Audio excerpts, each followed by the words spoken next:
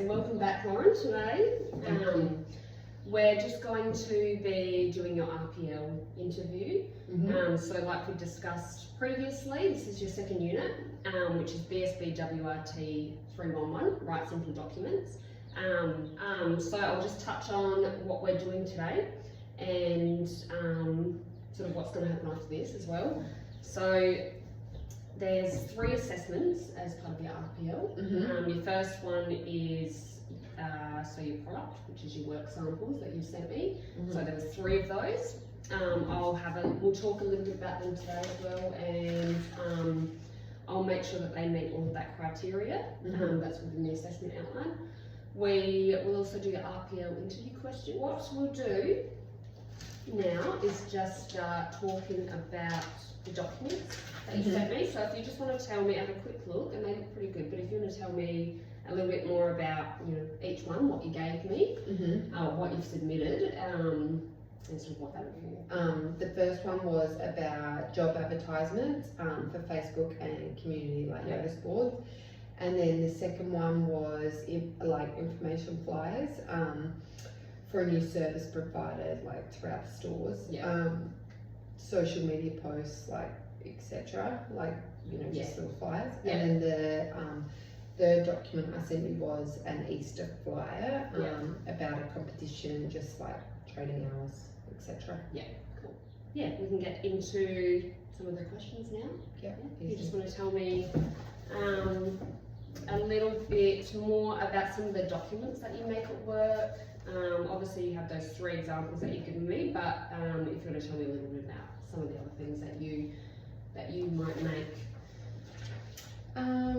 So I do lots of job advertisements, and I do a lot of that stuff through Word, and with the specials, obviously, emails to customers and communities, groups and stuff like that, about lots of sporting community events. Just things that are, there's community groups that you engage with in your area. And I usually send these through to my manager, just to proofread and kind of go back and forth with some ideas, and just get him to kind of check things off. Get that approval. And so, how do you think that your communication in those, or sort of the information that you pop on those sorts of documents, differs between who you're talking to? And depending on the audience too, so try and make it nice and clear. So if you're talking to your younger generation, or your boss versus community groups versus definitely. Do you want to tell me a little bit about how you differentiate between if you're, or the sort of what sort of information or I guess language that you put on those documents, if it's for staff information versus a flyer for the community? Do you use different language, or? We kind of for our staff we would probably follow policy and procedures, keep it kind of very strict. And then for the community, I probably always have a business logo on it, always the same colours, which are saved in our colours in Word, and kind of try and keep that a little bit more fun. That tells me about your formatting, which is good, because that's one of the questions that we'll get into as well. So what about I guess the wording that you put on those documents, do you simplify it for if it's a community?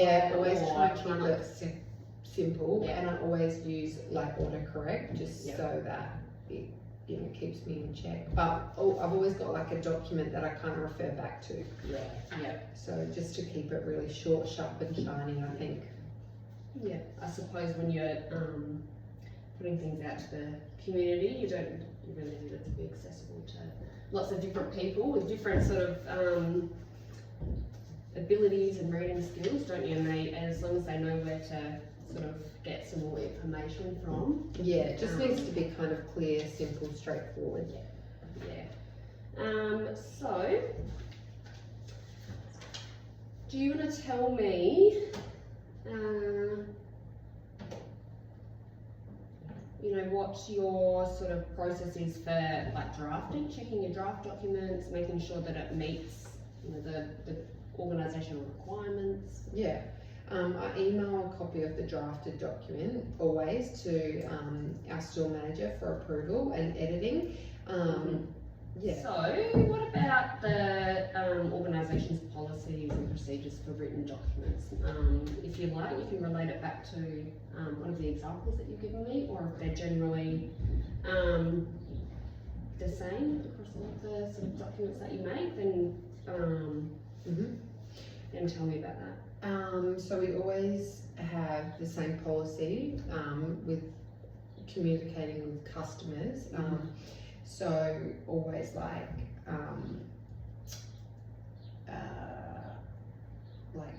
talking to them like with respect. And that's the same like within written documentation. Yeah. Always respect, like keep professionalism, and depending on the context, like always try and keep it within the same wording, just so it all comes together.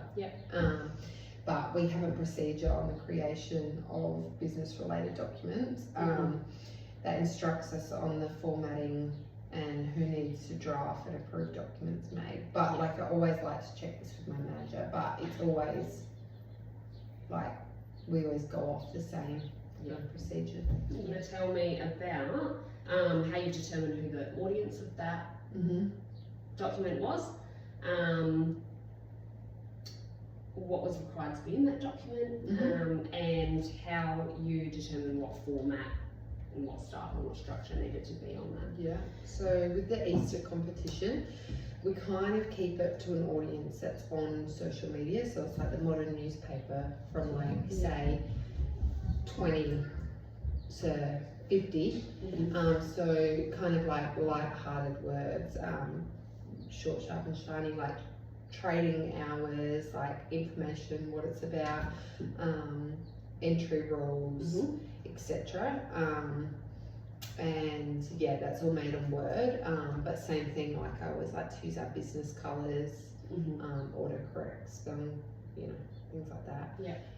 But yeah, again, short, sharp and shiny always works. Yeah, you're right. And making it fun. Yeah, like with your bright colours and stuff. It's definitely things on social media. It's changed so much, hasn't it? Like it's, if you can make it interesting and exciting to look at, you generally get a bit more engagement there, don't you? Yeah. Make it stand out a little bit. The 4 examples of those written communication methods that were in your questioning. So we had general emails, procedures, business letters, and a meeting agenda. If you just want to tell me when you would use each one, and why you might use that. So starting with general emails. So emails, we use them internally or externally to communicate with staff members, and also clients and the community, customers, like feedbacks, forms, and we always use professional language, but maybe less formal depending on the context of the email. They need to have the business logo, individual's business signature, and full name, position at the bottom. I like to do that with every email. And at least it's clear then who it's from and if they need to get in contact and things like that, isn't it? And procedures. So staff follow safe and consistent processes for various tasks. They follow the formatting guidelines for the business, which is a heading, purpose of procedures, steps to follow, review dates, version number, and always business header and footer. I imagine you've got lots of procedures written out for staff there, considering it's a it's a store and there's lots of different areas in there. I can imagine there's lots around. Yeah. And so what about a business letter? These are the more formal, Mhm. like formal emails, and usually used for external purposes, or if there is a significant like announcement within the business that needs to be communicated to all the employees. Again, always footer and header, introductory statement, context of the letter, closing statements that indicate who to contact. Yep. If there are any queries, and the name and signature of the author of the letter. Yeah. Do you find it's probably managers and things like that Yeah. that send those out? And if isn't it is But- me, I get him to check it as well. Yeah. Do you ever have to write them to, like, say, community groups? Like, if you're seeking, Donations. donations or involvement in Yeah. different things? Quite often. So what about number 4 is meeting agendas. So if you want to just, when you might use those.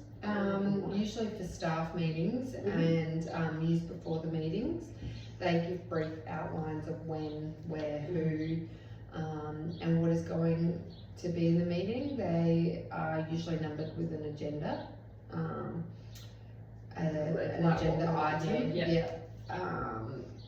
to make the agenda easy to read, and stuff like that. It will have a section for the date, time, attendees, apologies, and then the items. It will also always have the header and footer. Yeah, perfect.